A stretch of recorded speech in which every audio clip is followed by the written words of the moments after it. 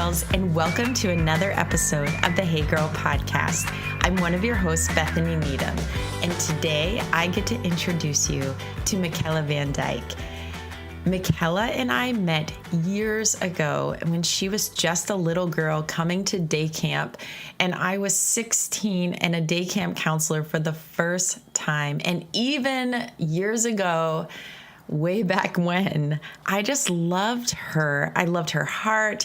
And I know you're not supposed to have favorites at camp, but she definitely goes down in the books as one of my favorite campers of all time.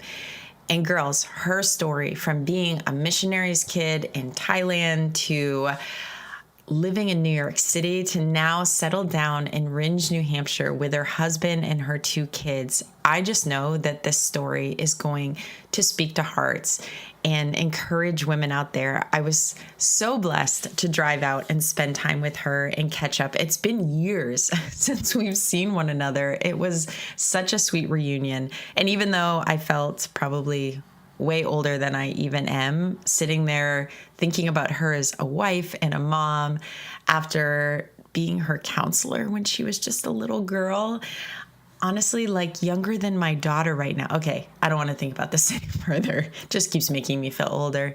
But before we get to the interview, girls, I hope you are continuing to pray for our girl, Jenn, their family, and little Charlie as he's in the midst of treatments right now for his cancer. If you are not up to date on this, Jenn is my co-host here on Hey Girl. She is on break right now as they are heavy in the midst of these treatments. For the next 4 weeks, they're in the hospital every day for chemotherapy and radiation.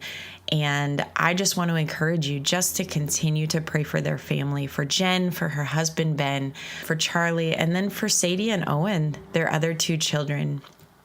I can't personally fathom the journey that they're on and the challenges that they face. But what I know in my friendship with Jenn and watching even from afar is that their faith has stood so strong. I know that their story and their testimony is touching so many lives and drawing people to Jesus. And I just count it a privilege to know Jenn and be friends with her.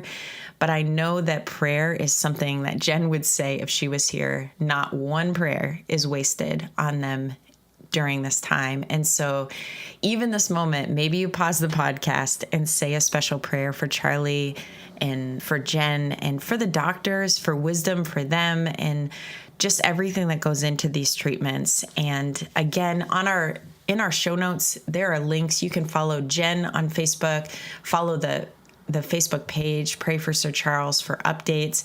And I know that she appreciates all of your notes and kind words. I love seeing them come through from people who don't necessarily know them personally, but are just remembering them in prayer. So thank you for that so much. And today, as we get ready to hear Mikella's story, and once again, just be reminded of the incredible work that God is doing all around us and our sisters, I just want to encourage you in this moment just to pause. And as you hear her story, as you hear the things that God is doing, to remember that this isn't just Mikella's story, that God is at work in all of us, and that He has called each one of us, and each one of us are His masterpiece. We're created for good works that He has set forth for us to do. And so, girlfriends, wherever you're hearing this, I just want to encourage you today, whatever season or race God has you in this moment, He sees you, sister, and He has called you and placed you exactly where you are right now. And if it is a challenging season and a discouraging season, which we have all been there, I pray that this interview encourages your heart. And girlfriend, if you are running hard or maybe running too hard, I pray that this may be a challenge to you. If God is calling you to slow down, to sister, slow down. But ultimately, I just want each of us to be encouraged today to run our race in our place. Here's Mikella Van Dyke.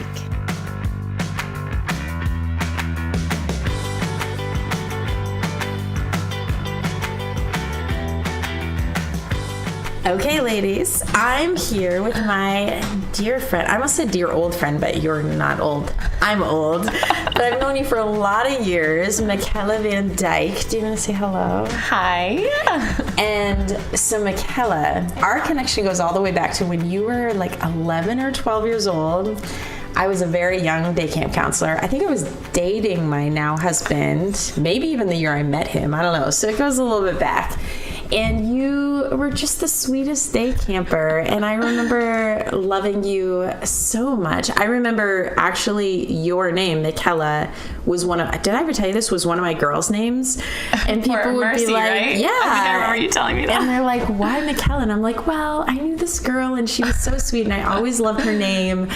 And yeah, so just a great appreciation for you. And now fast forward all these years and getting to sit with you in your home in Rindge, New Hampshire. Totally got lost on my way, but I did find you. And excited to sit down and have a conversation with you. So do you want to first officially say hey to our listeners? Hey guys. Hey Girl Podcast. Hey. So I don't know how many people will know who you are, but just for the sake of listeners, first time they've ever even heard your name, why don't you tell our listeners just a little bit about yourself? All right, so my name is Mikella Van Dyke, and I actually grew up overseas in Thailand. I was a missionary kid, and then fast forward all these years, and I'm living in New Hampshire. Not sure how I got here. Culture shock. It's been a huge culture shock. But I think I've kind of been all over throughout my life. But I settled down and married my husband, and I have 2 little boys, super cute. Aww. So yeah. How old are your boys? One is almost 3, and the other one's 7 months. So love it. If they wake up during this is my first time meeting them. Like totally freak them out being in their house. But so let's rewind. Thailand, you're a missionary. What was that like growing up overseas, different culture? Your parents were missionaries. Remind me, what organization? Yep. So they worked with Wycliffe Bible translators. They translate the Bible for a little refugee group actually on the border of Burma and Thailand. And I was born in Bangkok, and then I grew up all over in Thailand, but mostly in Chiang Mai. And I absolutely loved it. It was definitely home for me, and it continues to be where I feel like I really belong. Growing up there was amazing, and it was just different, and my best friend's Thai. I feel like I have a lot of cultural similarities, but then I also have some of the American culture, so they actually call me a third culture kid. I have my own little culture by myself. It's a little lonely over here, but your own little corner in the chair. Exactly. So, yeah. So do you speak other languages then? So I speak Thai. It's definitely gotten not as good since I've been living in New Hampshire and there's no one to talk to, but I do speak some Thai. I'm tempted to ask you, but then I don't want to have like someone listening and be like, wow, that was really bad. Exactly, especially after all these years. But like, sawadee ka, sabaidi mai ka. See, I have no idea what you said, but I'm going to pretend it was like, I love you. I love your podcast. Like, hi, I'm good. Close enough. Yeah. So what brought you, your first leaving Thailand, what brought you out of Thailand? So we came out of Thailand quite a few times for furloughs, which is like every 4 years you'd come back to America for 1 year for kind of like a rest for your parents and to get support money and everything. But then when I was 16, we moved back to the States because my parents wanted to be a resource for my sister moving to college. So we ended up moving back to the States, and I got to attend a dance school actually in North Carolina, and that was kind of my start of being obsessed with dance and wanting to, my huge dream was to become a professional contemporary dancer. So that's so what kind of dance do you do then? Yep. So contemporary dance is definitely my forte, and it's what I perform right now. But I grew up doing all the different styles. And so, yeah. That's awesome. Yeah. So dance school, where did that end up leading you? So the short end of things would be that I attended dance school in high school, and then I went on to study in college, and then I went on to go to New York City and pursue my dreams. I was going to be a huge star, which didn't happen, but I thought you were pretty good. I'm just saying. I was your fan from afar. Thank you.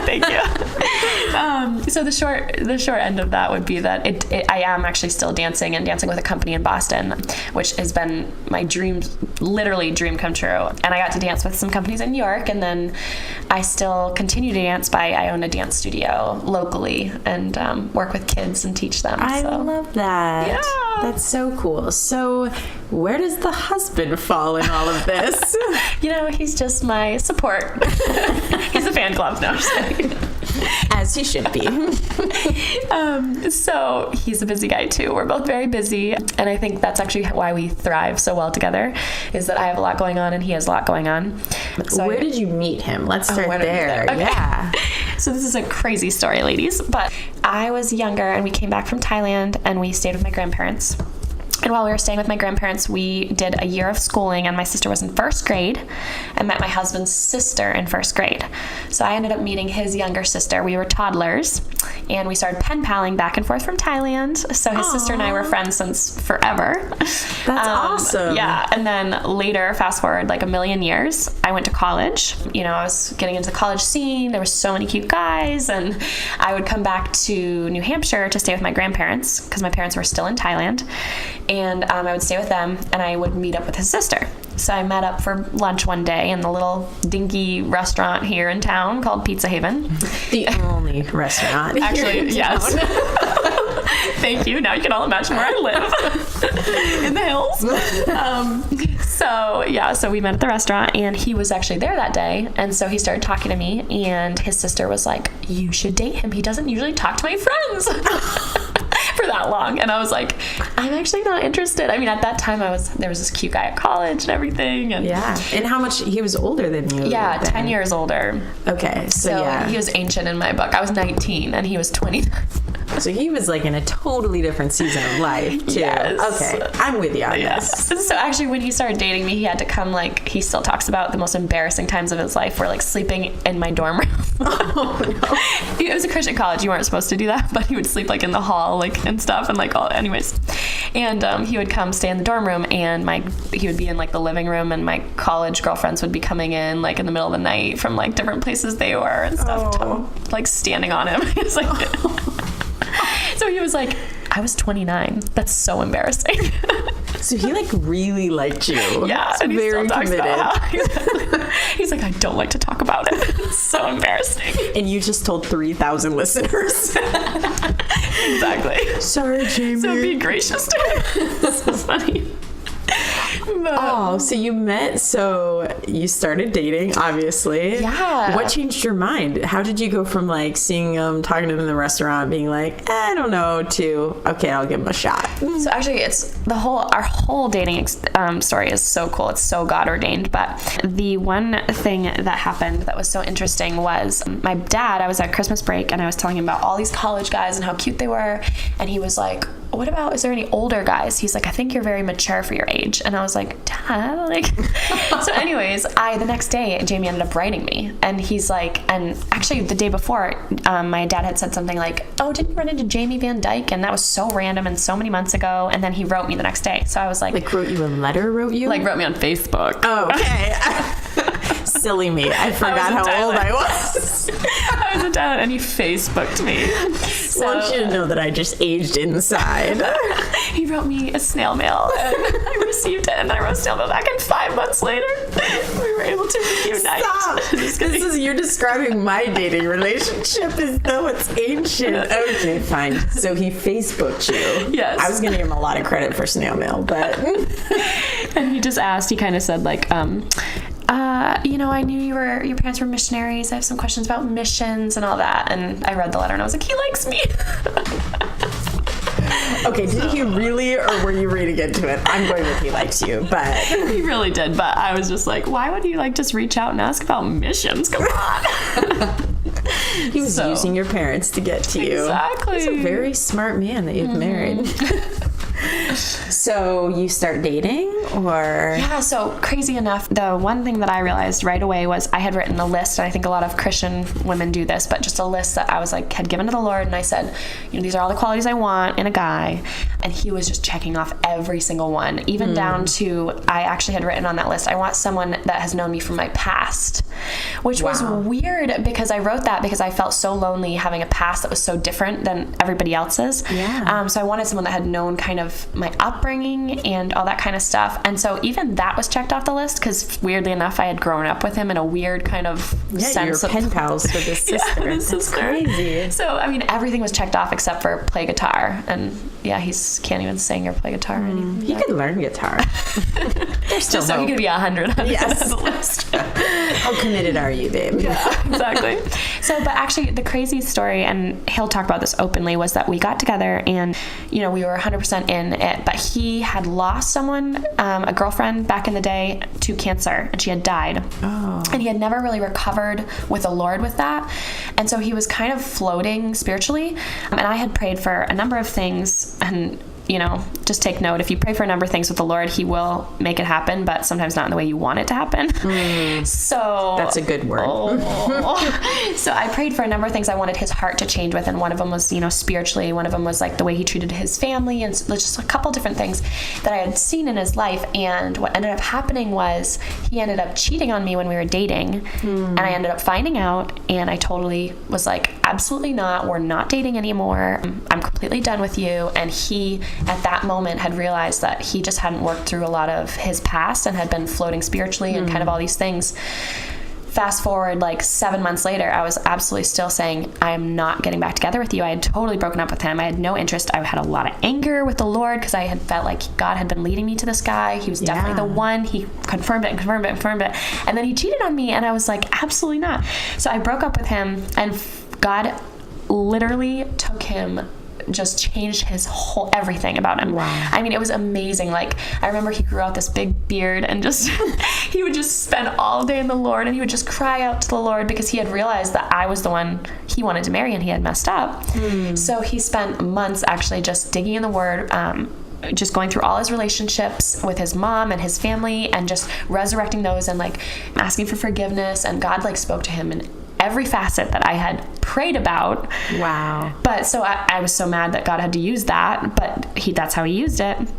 And during that 7 months, he would do all these things to try to get me back. I mean, it was comical things that he would try to do to get me back while I was in college, and I had no interest. He was sending me things. I mean, I got a package like every week from this guy. Like snail mail, or was he like poking you on Facebook? Snail mail this time. Oh my gosh. So, and I literally had no interest. I mean, I would get like flowers sent to my door, and I remember he did this stupid Easter basket with my name engraved on it, and I remember throwing it across the room and calling him and being like, you think this is gonna get me back? My name engraved on an Easter basket.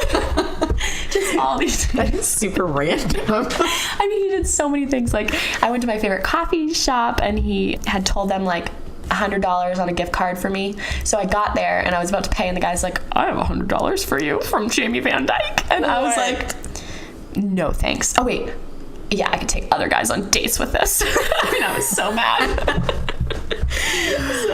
I'm so tempted to ask if you did, but I'm just gonna let it sit. I did. Yeah. I had a lot of anger and bitterness. God worked in my honesty. God worked in my heart through that experience too, let me tell you. So oh man, so how did he finally break through? Oh my gosh, I was so angry, and I didn't want to date him, but I was still looking towards the Lord, and the Lord told me I needed to give him another chance, and he displayed it in a lot of ways. And so I was like, all right. So I actually just ended up, I dated him again, and I said, I'm going to date you, but I don't even like you. And so we would go on dates, and I couldn't even look at him. I mean, I was so angry and bitter, but I would go back into my, just back into my devotionals, and God would confirm it over and over and over. This is the guy for you. This is the guy for you. And it was so hard because it was just that, like, that same lesson that I've learned over and over in my life, which is like obedience can be really tough when you're doing it, but rewarding when you're on the other side. So now we have this amazing relationship, marriage, everything, but it was so tough back then. I'm like, I don't even know why I'm doing this, except for God is telling me to, and I absolutely hate it. Like, wow. But it's just amazing how God works. So. And so you did get married, and how many years have you guys been married now? So 5 today. Our anniversary is today. Happy anniversary! Thank you. And you're spending it with me. I love it. Yes, awesome. Sorry again, Jamie. So funny. So tell me, just kind of quickly, 5 years of marriage. Obviously, that's quite a road just leading up to marriage. Because sometimes I think in our journeys, we can feel like, okay, I'm going to walk through, be obedient. And like you said, there'll be blessing on the other side. But then there's almost this like, okay, I did the hard thing. Now I just get all the easy stuff. And at least so far, and I'm only 33, but my experience has been kind of that pattern of you do the hard thing, you can experience blessing. Sometimes you don't necessarily see it on this side of eternity, but then comes in more trials and harder things. And you're like, wait, I already did this. Like, remember we did this back here. What has that been, marriage and everything, since you've already kind of come over this forgiveness and soul wrestling and letting go of anger and all of these things? It's been exactly what you said, which is God is so wonderfully amazing and blesses me continually, but I have had to do so many hard things. And even just in our marriage, I feel like there's been so many tough things, even in our 5 years of marriage, that we've had to go through. And just going back to God and saying, I'm exhausted. Like, do we have to go through another trial? And I honestly think like God just strengthens us and helps us through it. But I just actually told my girlfriend the other day, I said, I have been so obedient, Lord. I have been so obedient in this. And I got to this point where I thought I saw like the end of the tunnel. So like the light at the end of the tunnel, you go through a tunnel and then you finally see the light and then you're out. And I thought I saw that. And then it was just another wham bam in our marriage. And I feel like that happens a lot in life. And I just called out to the Lord and I said, like, I was crying and I just said, Lord, I don't understand. Like, I feel like I've been so obedient and now just another thing happened. And he actually really gave me a word. And I think it's a word that a lot of people, I feel like maybe would relate to, but just like he just spoke to me so loud and clear, like, it isn't finished yet.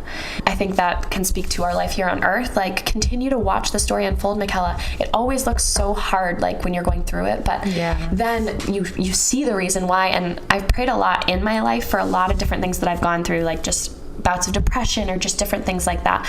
All right, Lord, I'll go back and I'll just pray over those times and say, where were you? What were you doing? And actually almost my whole life, he can give me an answer for a lot of the things, and I can see where it was working for his good. And a lot, sometimes in life he doesn't show us that, but in my life so far, he's shown me a lot of things that were really hard and awful that he turned into good. And so I just continually look back at those things and remind myself of just the way that he worked those things out and look towards the future like, all right, it looks so hard right now, but when you're in it, just the perspective is it's harder to have, because when you're in it, that's when the emotions are high, and when you don't have that, hindsight's 20/20, you don't get to see it all unfold. I was listening to, I forget if it was a sermon or a podcast recently, and they were talking about the Israelites, and one of the things, obviously, with the Israelites is their forgetfulness, like not really stopping, like you said, and look back and be like, let's remember all the things that God has done. And yes, this situation, like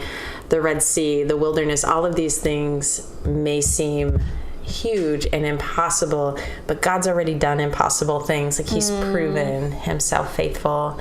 And I love that part of just your description. Like, it wasn't like I got through the hard stuff and now, but that remembering that it's an ongoing story. It is unfinished. It's not like a movie that, the climax has come, everything's solved, and now we're at the end of the movie. And that God is still working is awesome. I love that. So where does he have you now? Let's talk about, I'm sitting in your house, but we set up pretty quickly. So fill me in. What does life look like from Thailand to New York dancing to Rindge, New Hampshire? I think, the biggest thing that is amazing with God is like you visualize your life and then he makes it even more dramatic and crazy. Like, I think like from, I would never think I would end up in Rindge, but I also didn't realize how he could work in my life in Rindge. So I think a huge thing for me now as a mom with 2 kids is that he's opened up doors that I never could have thought would have been opened. And just because of my obedience, I feel like, and because of his grace on my life, he's continually like blessed me in ways that I actually couldn't visualize when I first moved to Rindge. So a huge thing between Jamie and I's marriage was actually that I did not want to live in Rindge, New Hampshire. It's very remote. I grew up dancing. I grew up in the city. I grew up with all these things. And I was absolutely not interested in living in the country. And God has used the country to refine me like nobody's business. I mean, he has really used it to just put me on a totally different path than I would have been doing if I had been located anywhere else. And what I mean by that is that I'm actually now involved in ministry, and God has completely rerouted my whole life. I still get to do dance. I still have a dance studio, and I actually dance in Boston once a week and perform and stuff. But besides that, which is a crazy other story that God has used, I've actually started a blog and started writing devotionals, daily devotionals, and just some different information on living a Christian lifestyle. And I've gotten asked to do speaking events and all these things, which is so crazy because you should see where I live. I would just like to testify, first of all, my phone and GPS quit working somewhere down. Well, number one, it's a dirt road. It's been a while since I've driven on a dirt road, just being honest, other than in Mexico. And it's a little bit like Mexico. Yeah, it's a little.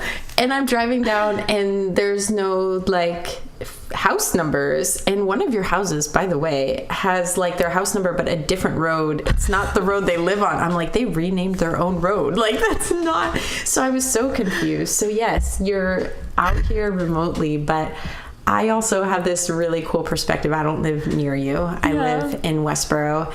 But I've gotten to watch over social media and read your blogs and see these devotionals that you put together and this incredible work. And you're such a gifted writer, and obviously something that God has given you and that you're reaching people. I'm very excited because I know one of your speaking opportunities is Simply Beautiful, because I asked you to come, and I'm so excited for you to come. I think the girls are going to love you. It's going to be incredible. But yeah, what a great story of like, if people came out here and sat in your yard, they wouldn't be like, this is the place where God is going to find me and give me this incredible reach of all these people.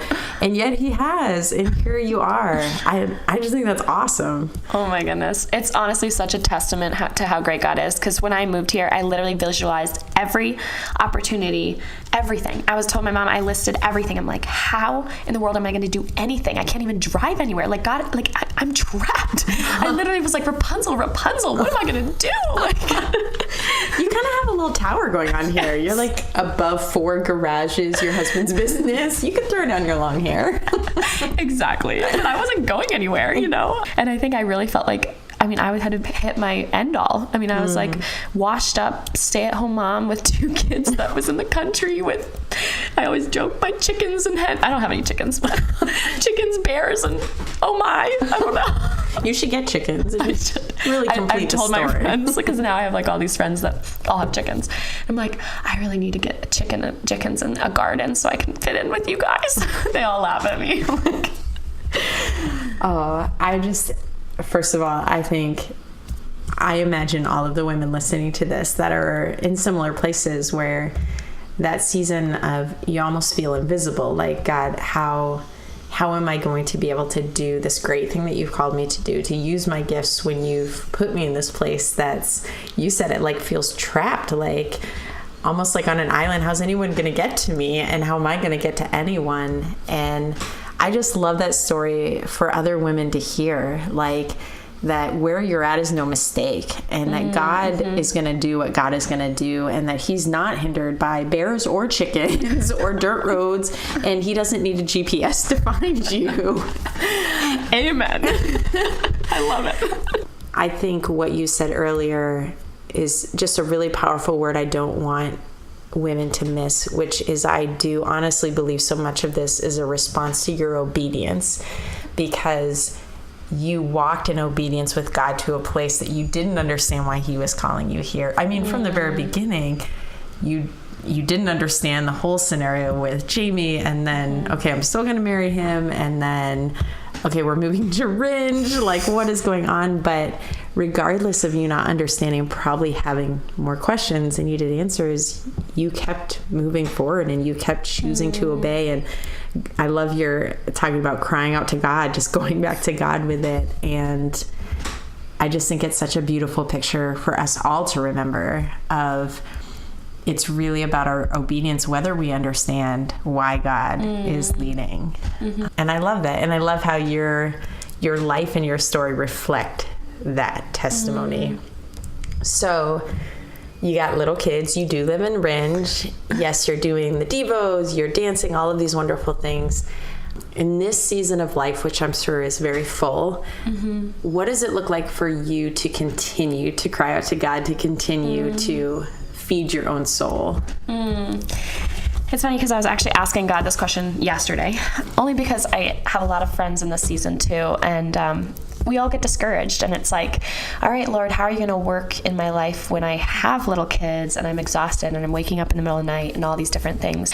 And I think for me, I do have a little nugget that I feel like God gave me. For me, it's, waking up early and just listening to the Holy Spirit, and then during nap time, just trying to make that time to listen and write and all those things. But actually something really cool that I felt like the Lord laid on my heart yesterday, it's a story in John, and I think you're all familiar with it, but it's just basically the disciples went out on an ordinary day to do their ordinary job, and they went out fishing. And I was just thinking about how when they went out, it was probably just the mundane, everyday thing that we do, like stay-at-home moms, any mom, for that matter, just the mundane, either go to your job, stay at home, all these things. And this was actually after Christ had died. And all of a sudden, they were fishing, and they stayed all night, and they tried to catch something, and they didn't get anything. They were all night fishing. And Jesus came and called to them, and he was like, did you catch anything? Which is funny because he already knew. But they responded back, no, we haven't caught anything. We've been doing this all night. And obviously I'm paraphrasing. But then Jesus said, all right, cast your nets down on the other side. And so they did, and they got all these fish. And I felt like what God was reminding me through this story was that a lot of times we go into an ordinary day not looking to catch anything. And if we start looking for every ordinary day, every opportunity to hear Jesus's voice and try to catch that nugget of a miracle, I think he's right there waiting for us to see what he's going to do in our ordinary day. So I was just thinking about how the disciples went out, and they were like, probably not thinking about anything in particular, and definitely not about Jesus and how he was going to meet them that day. Yeah. And he met them with a miracle. And so many of the Bible stories, they have all these, like, if you really read them, we think of them as not like these ordinary things happening, but they were mundane days, like days where you're picking puke off your shirt, and the other day I just was like picking all this food off that Barkley had all over my shirt, and I was like, this is what my life has come to. But they weren't feeling that way either. And then God performed all these miracles in their lives. And if we just look for it, I really do believe that God wants to meet us wherever we are in each of those places. So I felt like he was really telling me, like, in the ordinary, look for me, find me, and catch a miracle. So that was something that I really felt like led to share. It doesn't matter where you're at in life. I think that's a word for watch for God, and that he's the word that I feel like God gave me for these next months and this year has been expectancy. I love idea that. Of just being expectant of what God is going to do, and believe that he is moving and he's going to move, and watch for it. So good. And to me, oftentimes the way that we watch is we slow down long enough to actually see it happen. Right. And I always think it always brings me back to the difference between when I drive down a road where I live and when I choose to walk down a road. And when I'm driving, like, so many things, I mean, I'm enjoying the scenery and it's great, and I get there way faster. Yeah. But when I take my dog for a walk and it's just a slow pace, every single time I'm like, I have never noticed that before. Oh my word, I love that. Sometimes it's like an entire house that I'm like, I've never even seen that house before, but I had to be slow enough. Right. And granted, I made 1/25 of the distance in that walk, but it was so much richer for all that I actually took in and got to see in that. And that's what I think, like, just that expectancy of. And I love that in ordinary moments, like, because that is, as young moms, honestly, most of us live ordinary lives. Exactly. Right. And I think I absolutely agree. Like, God wants to meet us in there, and that's where oftentimes he will show up. One of my favorite passages is in Corinthians, where they talk about God chose the ordinary people. That was his choosing, because it's about his glory and it's about his renown. And that happens most in moments that we haven't built up in our own minds, where we're like, whoa, what just happened? Right. It's funny how he uses the most, like, ordinary people, ordinary circumstances, just all these things that are not glamorous, you know what I mean? To speak, to reach other people. And so I really do honestly believe like he always chooses the least of these. And as a mom, a lot of times we feel like the least of these. Yeah. So I think it's just, I just love that testimony about the road, though. That imagery is going to stick with me. So I love it. Now well, you got lots of road to walk here.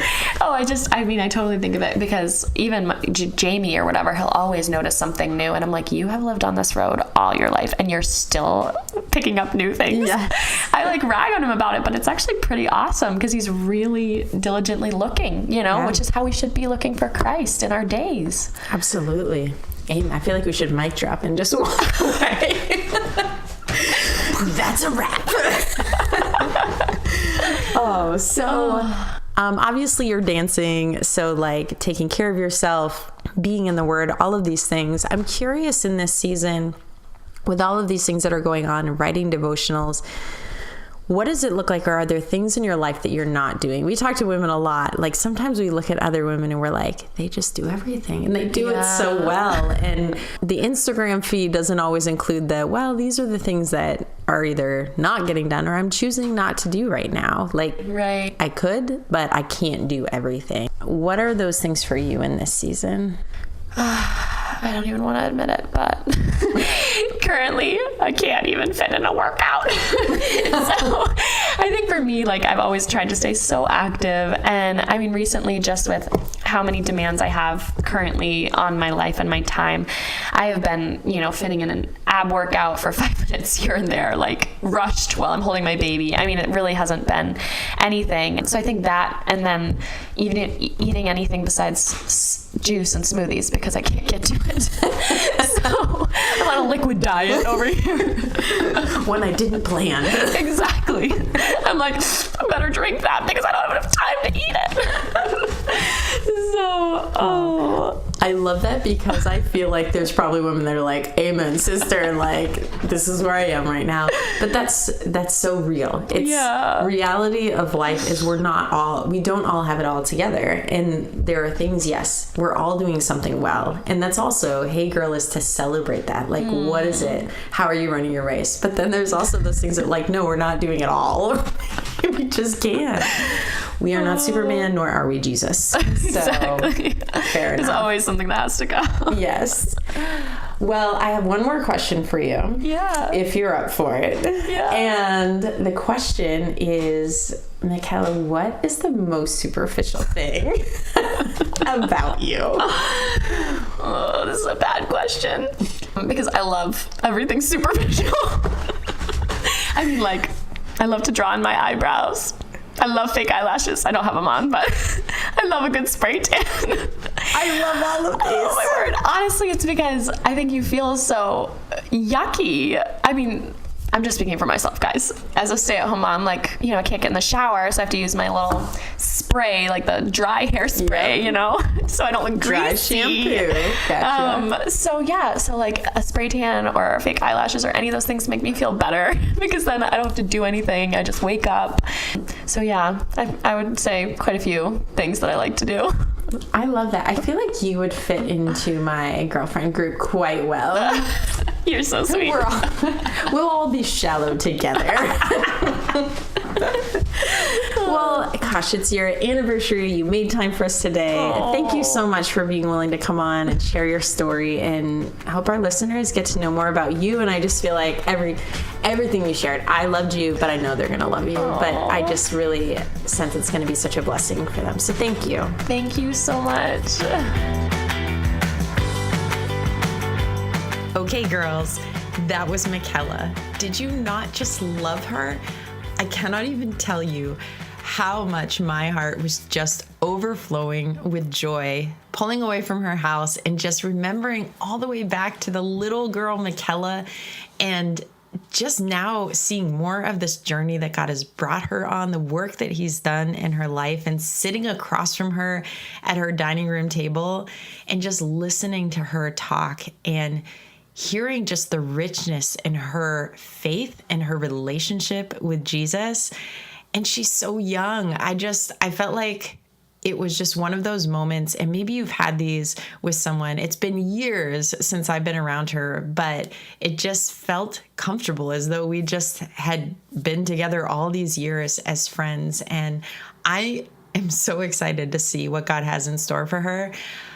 I want to encourage you, absolutely, look up her devotionals, go to our show notes, find her on Facebook, Instagram. It is so worth your time. She is such a gifted writer, and even just in communicating the things that God is doing and speaking to her, man, we got to keep an eye on her, because I'm telling you, we probably got in this interview before she becomes too famous for us. I'm kind of kidding, but really. And I just hope this story that you enjoyed it as much as I did, because there were so many moments. Oh my goodness. I just loved all of them, but there were some mic drop moments where she was like preaching the word. And I'm like, girlfriend, you just preach. I could have muted my mic and just let her go, because she just overflows with wisdom and just so much solid truth. And I love that. Absolutely love it. And I'm going to be real, the story with her husband and when they broke up for a season, and her telling about him sending her all these gifts. And my favorite was definitely the coffee house and him getting her money on her card and her being like, yeah, I took other guys on dates with that. I died. It just made me love her that much more. And the story of just her following God, even when it was difficult, even when she didn't understand. How many of us are walking in that place or have been in that place? I'm just going to be real, at the risk of sounding vague.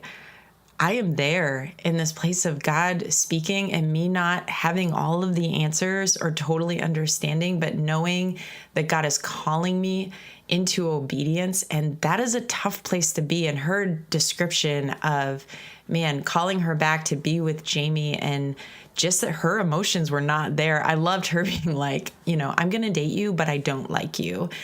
And I feel like there are so many times in my life where, not in the dating aspect, but yeah, I'm going to do this, but I don't like it. Like, it doesn't feel good. And just that God has called us beyond our feelings, that sometimes when he asks us to do something, it's not with this promise of the warm and fuzzies, that sometimes it's hard work. But just the gift, as she was saying, the richness in her marriage, the incredible faithfulness of God as he has walked with her in each one of these steps and met her in those places. I think about all of you listeners out there and all of your different places in your life. I honestly wish I could interview every single listener, because I know every one of you has a story to tell. But I think of how many of you are in that place right now where you're like, God is asking me to obey and I am obeying, but man, it stinks. Like, this is not fun. I pray that Mikella's story was one that reminded you of God's faithfulness in your obedience. And I pray that you continue on, that you keep running your race, that you remain faithful to him, and that you just cling to him. And those moments when you're like, you are that guy in the Bible of, God, I believe, but help my unbelief, that you just cling that much more to Jesus. And sisters, today, wherever God has you, as you heard this story, as I'm sure it made you think about your own life and your own journey, I pray that you head into this day encouraged and renewed to continue to walk in obedience to what God has called you to do. And girls, as we love to remind you every week, I am praying for you today as you run your race in your place, wherever God has you. And sisters, just keep being awesome for him. Bye, girls.